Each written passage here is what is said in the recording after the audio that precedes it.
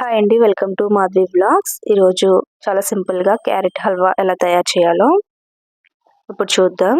దీనికోసం ముందుగా ఒక ప్యాన్ తీసుకొని ఒక బౌల్లో ఒక గ్లాస్ పాలు వేస్తున్నాను. ఈ పాలు బాగా మరగపెట్టుకోవాలి.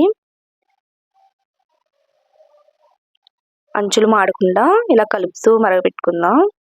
ఇవి మరుగుతూ ఉంటాయి కదా, ఈ లోపల మనం క్యారెట్ని చెక్కుని ఇలాగా తురుముకుందాం.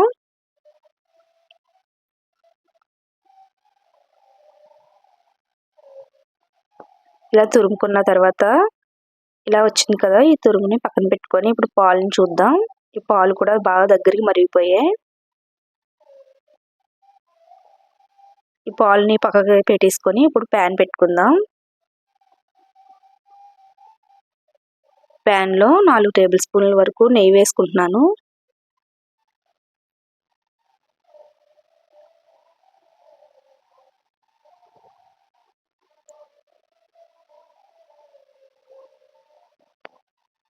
ఇలా నెయ్యి వేసిన తర్వాత సన్నగా కట్ చేసుకుని బాదంని వేసుకుంటున్నాను.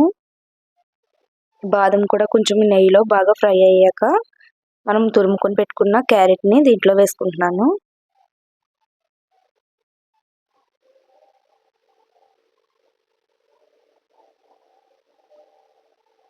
క్యారెట్ కూడా పచ్చివాసన పోయేంత వరకు ఈ నెయ్యిలోని బాగా ఫ్రై చేసుకుందాం.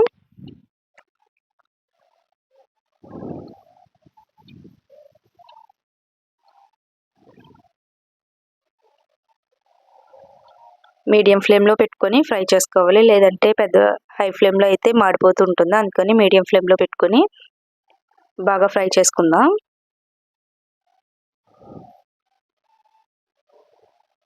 ఇలా బాగా ఫ్రై అయింది కదా, ఇప్పుడు దీనిలోని ఒక 4 టేబుల్ స్పూన్స్ వరకు షుగర్ వేసుకుందాం. అంటే ఒక హాఫ్ కప్ వరకు షుగర్ వేసుకుంటున్నాను. మీకు షుగర్కి తగ్గట్టు వేసుకోండి, టేస్ట్కి తగ్గట్టు.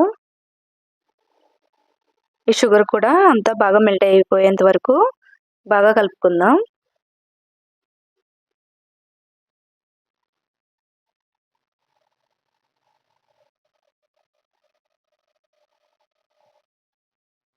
ఇప్పుడు బాగా మెల్ట్ అయిపోయింది కదా, మనం ఇందాక మరగపెట్టుకుని పాలు మొత్తం దీనిలో వేసుకుంటున్నాను. ఈ పాలు కూడా దీంట్లో బాగా క్యారెట్ బాగా ఉడికిపోయేంత వరకు ఉంచుకుందాం.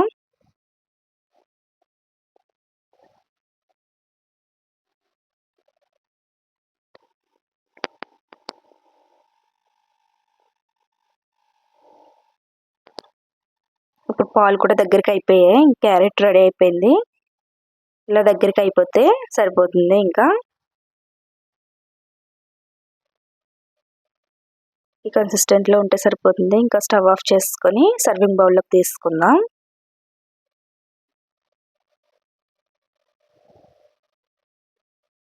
ఇంతేనండి, చాలా సింపుల్గా క్యారెట్ హల్వా రెడీ అయిపోయింది. ఈ వీడియో మీకు నచ్చినట్లయితే లైక్, షేర్, సబ్స్క్రైబ్ చేయండి. Thank you for watching this video.